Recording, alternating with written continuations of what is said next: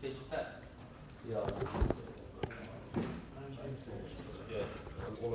good morning, everyone. Keep going here.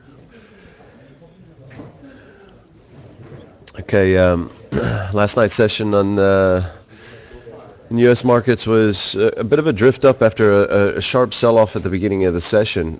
We really had, for some reason, a big move down right at the open. You know, we pushed down. I think we were down about 13, 14 points on the S&P future. No real news that I was aware of to really push the markets so low so quickly. But obviously we we were able to kind of hang on and start to reverse up after. I mean, there were some hawkish comments made by the Fed's Bullard, saying that rates may rise as early as March. But I don't know that was enough to really hit it like that. Anyway, consumer spending for May also rose a little bit less than forecast.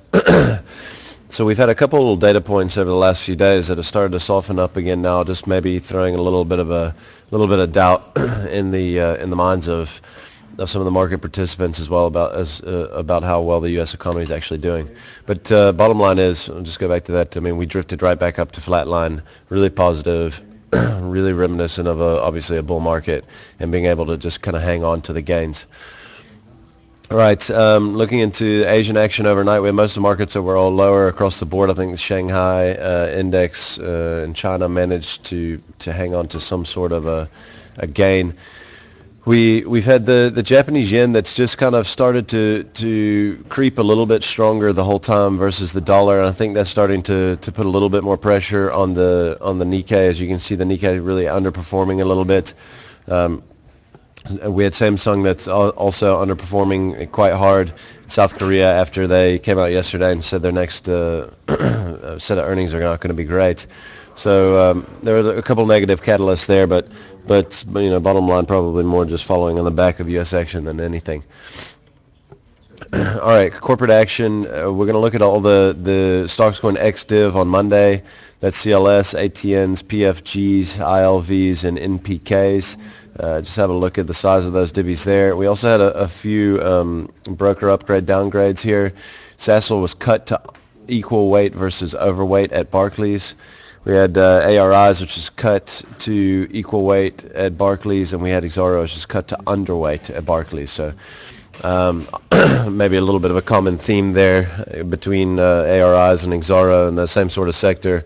But just keep that in mind. Obviously, Barclays downgrading the sector and maybe just some of the mining space in general in South Africa. All right, market data out today. We've got South Korean industrial production that was out earlier. It's down 2.7%. They kind of call that one the canary in the coal mine. So maybe an interesting negative industrial production number for them, probably falling a lot on the back of Samsung's numbers as well. We had the jobless rate and the national CPI numbers out of Japan, slightly better than expected. We had first quarter GDP coming out of France in just a minute. We've got Spanish retail sales as well as CPI numbers. Then we've got the UK quarter one GDP that comes out 10:30, European consumer confidence at 11, CPI numbers in Europe at 2, and then the States later this afternoon we've got University of Michigan consumer confidence numbers.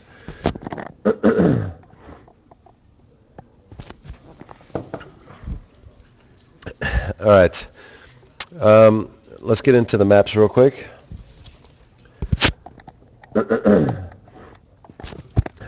It's been kind of hard to find things the last couple days to really give us any real good ideas. We have had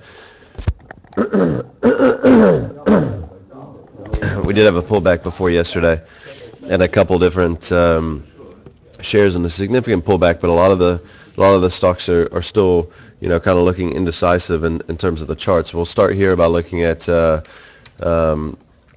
the German DAX, which is starting to really correct back into support. Support being at about 97.70, call it 97.70 on the index.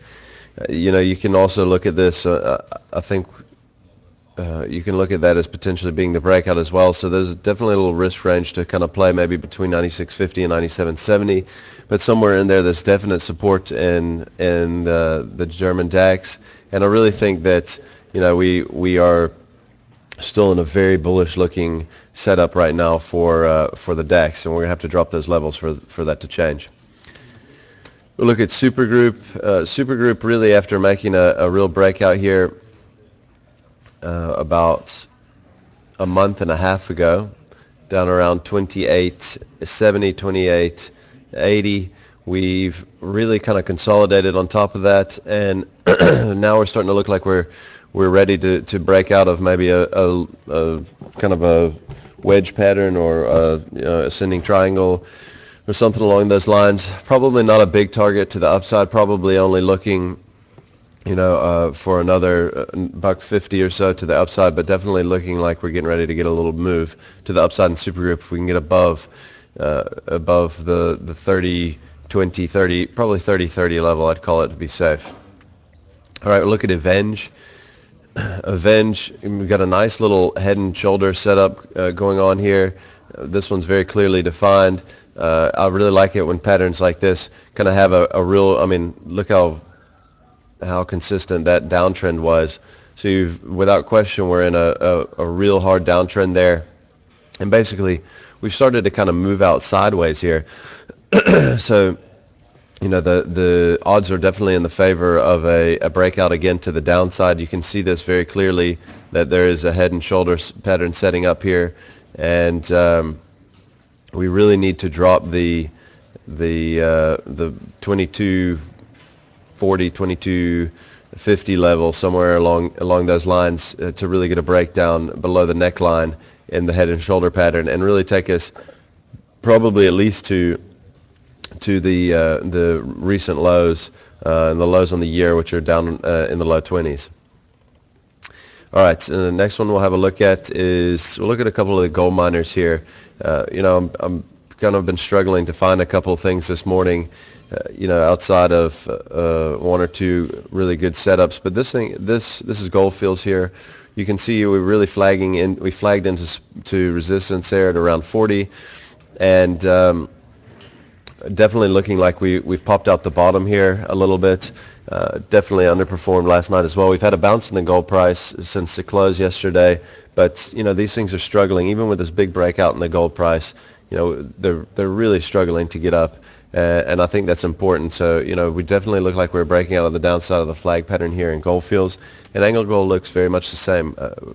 We ran up nicely into resistance at 180. We actually popped through it, and then, the next day we came back down, and we're already closing back below it, and really starting to look like we're really just putting in a bear flag there as well. We haven't dropped it out below the support on the flag pattern yet, but if we do, I think that there really could be some downside here. So this thing, it's kind of probably got a 3 or 4 rand range, where if we don't move down and we do get back up through 180, it could be looking bullish. But if we drop below support on this flag, then we could definitely see the bottom fall out here.